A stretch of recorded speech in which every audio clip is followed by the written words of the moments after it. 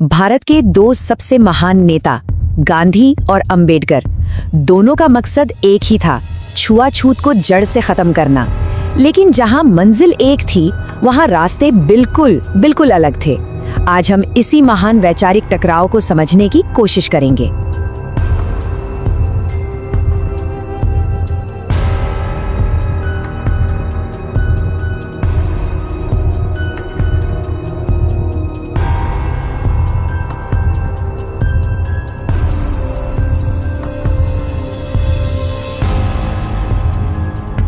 तो इस वैचारिक महासंग्राम की शुरुआत होती है एक काफी तनाव भरी पहली मुलाकात से।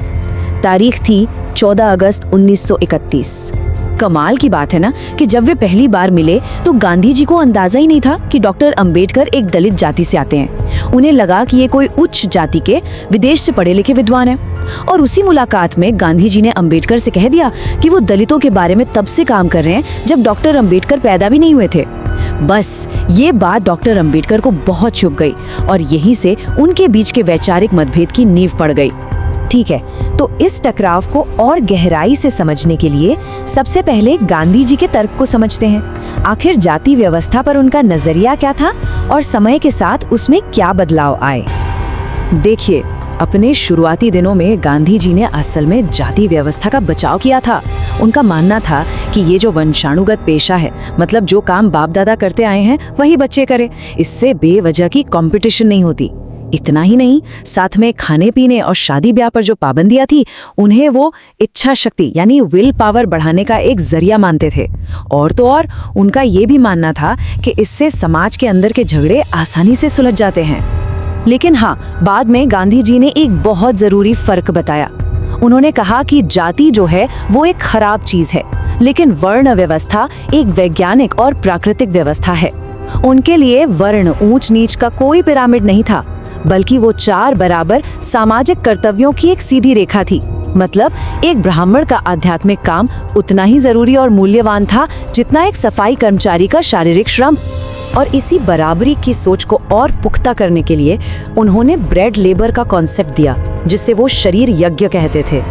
इसका सीधा सा मतलब था कि हर इंसान, चाहे वो किसी भी वर्ण का हो, उसे खाने का हक तभी मिलेगा जब वो कोई ना कोई शारीरिक मेहनत करेगा। उनको लगता था कि इसी से समाज में बराबरी आएगी और लोग पैसे के पीछे भागने वाली होड़ से बचेंगे। चलिए, ये तो हुई गांधी जी की बात। अब आते हैं डॉक्टर अंबेडकर के जबरदस्त तर्कों पर, जिन्होंने गांधी जी के इन सारे विचारों को एक एक करके काटा। डॉक्टर अंबेडकर का सबसे पहला और बड़ा हमला इस बात पर था कि ये वर्ण और जाति के बीच का जो फर्क बताया जा रहा है, ये झूठा है। उन्होंने साफ कहा कि कागज पर आप कुछ भी कहें, असल में तो दोनों का काम एक ही है, लोगों को एक दूसरे से अलग रखना, क्योंकि दोनों ही सिस्टम साथ खाने पीने और आपस में शादी करने पर रोक लगाते हैं। और फिर उन्होंने वो बात कही जो इस पूरी बहस का दिल है।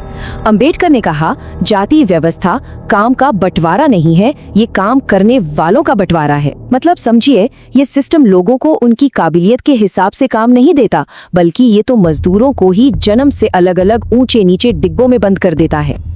अपनी बात को और तीखा बनाते हुए उन्होंने एक बहुत ही चुभने वाला सवाल पूछा कि अगर पेशा वंश से ही तय होना है, तो क्या एक दलाल के बेटे को भी दलाली बनना चाहिए?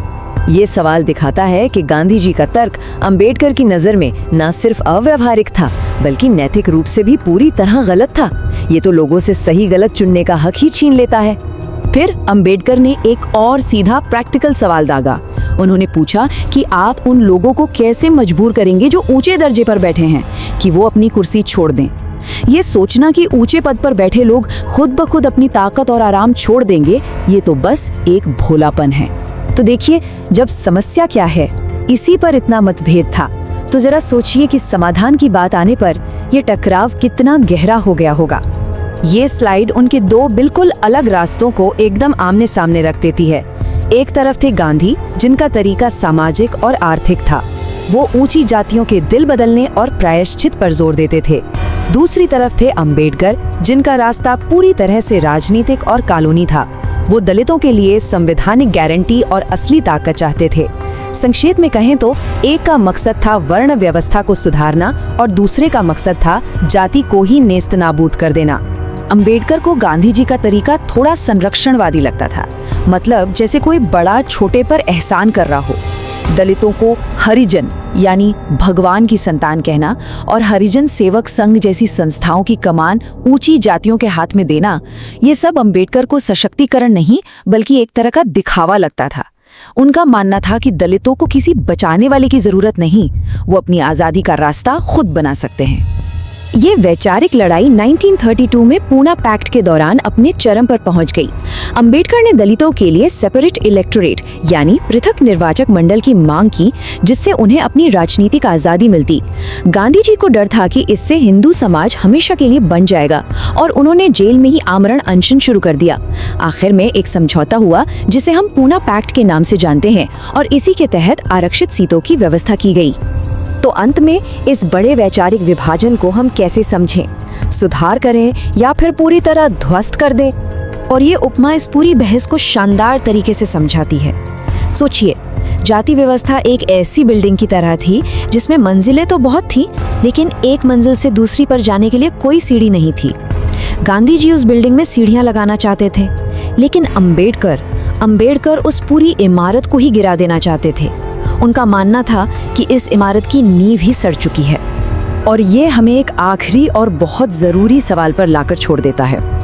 उस समय के हिसाब से किसका नज़रिया ज़्यादा व्यावहारिक था, गांधी का सामाजिक सुधारवाद या फिर अंबेडकर का संवैधानिकतावाद? ये एक ऐसी बहस है जो आज भी उतनी ही प्रासंगिक है।